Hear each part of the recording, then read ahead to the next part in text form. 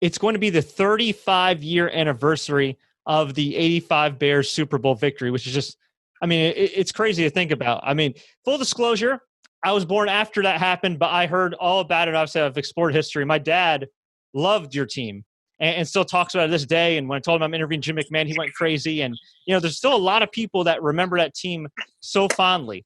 Does it ever surprise you at all that the team still has an impact to this day on the game? Yeah, actually it does because, like you said, it was 35 years ago. And, the way people still talk about that team as being one of the best ever. And I believe it was. Not only in 85, but 86, 87, 88 were pretty good too.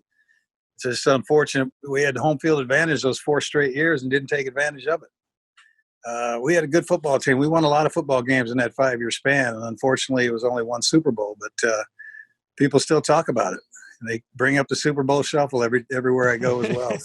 In the Super Bowl, were you surprised when Coach made the call to hand the ball off to Fridge as opposed to Payton? No, not really. Not the way that things were going in the game. New England's focus that whole week was to stop Walter Payton. They figured if they stopped Walter, that they could win.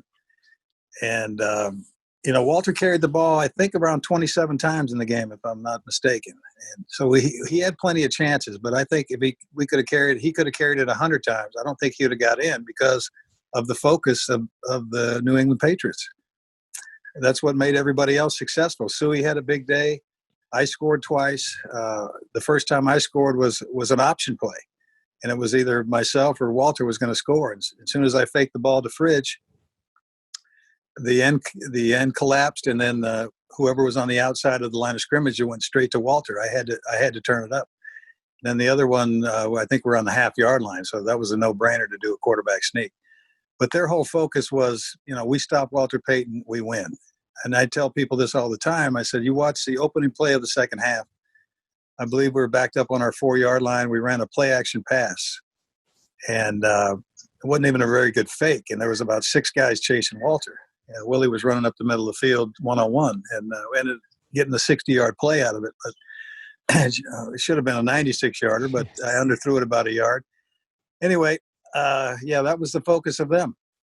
Stop Walter and we win, and that definitely didn't happen. Is there a part of you that's a little bittersweet of the fact that it's been 35 years since that Super Bowl victory, and you're still considered in modern times the best Chicago Bears quarterback ever? I mean, as far as, since then, I mean, Mitch Trubisky, he had a nice run a couple years ago. Now he's kind of in the hot seat. They tried to Rex Grossman. That failed. They tried with Jay Cutler. That failed. Is it kind of cool to know that you're still highly regarded by Chicago fans, but also kind of bittersweet knowing that you want the Bears to succeed, and for whatever reason, they still haven't figured it out at quarterback? It's not a quarterback-friendly team. I mean, Chicago's always been known for their defense and their running game.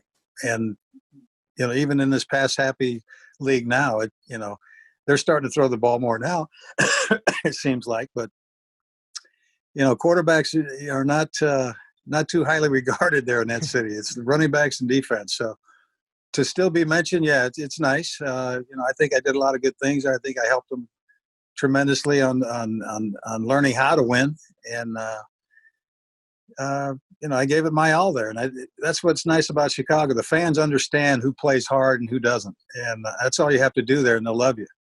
If you play hard and win, they'll love you forever, and that's been proven so far.